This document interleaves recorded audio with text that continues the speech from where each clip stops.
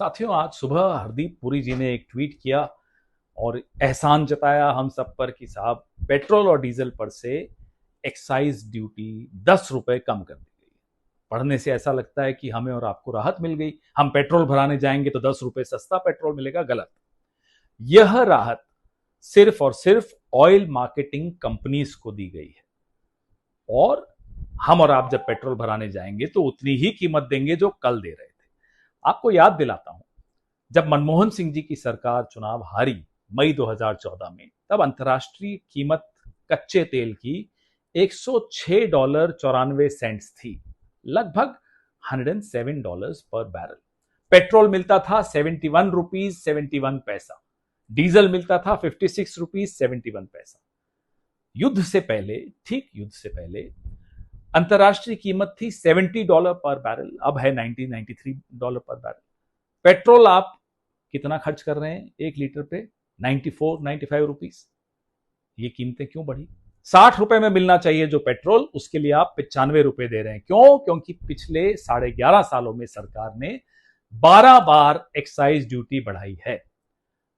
और अगर कैलकुलेट करें 11.5 सालों में प्रतिदिन सरकार ने 982 करोड़ इस एक्साइज ड्यूटी से कमाया है। राहत उपभोक्ता को न तब मिली न अब मिलेगी।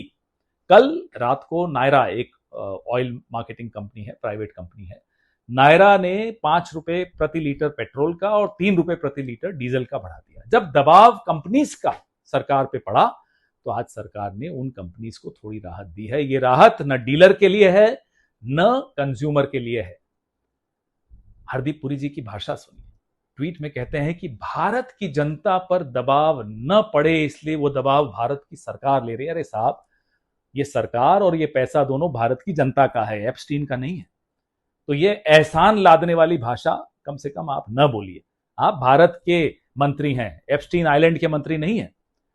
हमारी खाल उतार के उसकी जूती पहनाकर, हमें पहनाकर हम पर एहसान लाद रहे हो साहब। ये सरकार की बहुत पुरानी, 11.5 साल पुरानी आदत है कि इतना निचोड़ दें जनता को कि हम सांस भी लें तो हमें लगे साहब विकास हो रहा है, क्या एहसान हम पर चढ़ा दिया कि हमें सांस लेने दी जा रही है।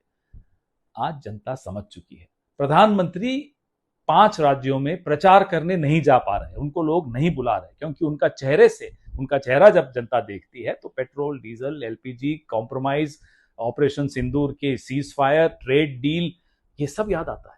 एक फेल्ड फॉरेन पॉलिसी याद आती है, एलपीजी की कतारें दिखाई देती हैं। तो प्रधानमंत्री किस मुंह से जाएंगे प्रचार करने, ताकि वो प्रचार के लिए जा सकें। इसलिए आज ये इस तरह तमाम मंत्री इस तरह से ट्वीट कर रहे हैं, इस तरह से पोस्ट कर रहे हैं, टिप्पणियां दे रहे हैं कि जैसे कि राहत उपभोक्ता को मिली है। मैं फिर दोहराता हूं, ये राहत उपभोक्ता के लिए नहीं है, ये प्राइवेट कंपनीज के लिए है। युद्ध से पहले रशिया से हम डिस्काउंटेड कीमतों पर तेल खरीद रहे थे, जब अमेरिका की अनुमति थी तेल खरीदने की। वो डिस्काउंट भी उस राहत को हमें नहीं दिया गया। वो राहत अंबानी जी के लिए थी, प्राइवेट कंपनीज के लिए थी, मेरे और आपके लिए नहीं थी। सरकार समझ ले कि अब आप हमें मूर्ख नहीं बना सकते। लोग समझ चुके हैं कि आप सिर्फ 2-3 लोगों के लिए काम करते हैं, बाकी 140 करोड़ जनता कतारों में खड़ी रहे, भुगते, जिए, मरे आपकी बला से। जय हिंद।